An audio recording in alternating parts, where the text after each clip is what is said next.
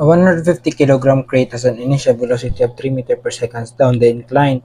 When a constant force of 550 Newton is applied to hoisting the cable as shown, calculate the velocity of the carriage when it reaches B. So, nasa diri velocity padulhog. Dayon, pasaka ang iyang motion. So, negative ni siya. So, same magyapon, KE1 is equals plus summation of work done is equals to KE2. Means summation of work done from 1 to 2 or from initial to final position. So 1 half times mass niya nga 150 times velocity niya nga negative 3 squared plus ang iyang work. So sa work ana niya nga nag-induce og work ana niya.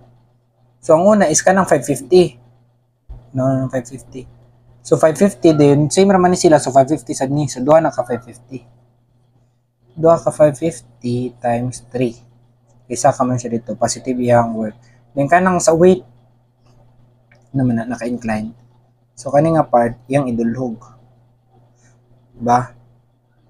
Kani. So minus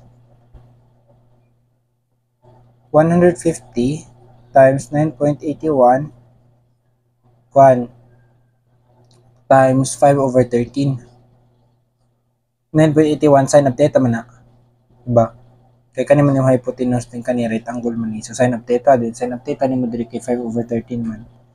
Times work done niya nga 3 is equals to 1 half sa 150 times niya hang v squared. So mo v ni makuha is 5.51.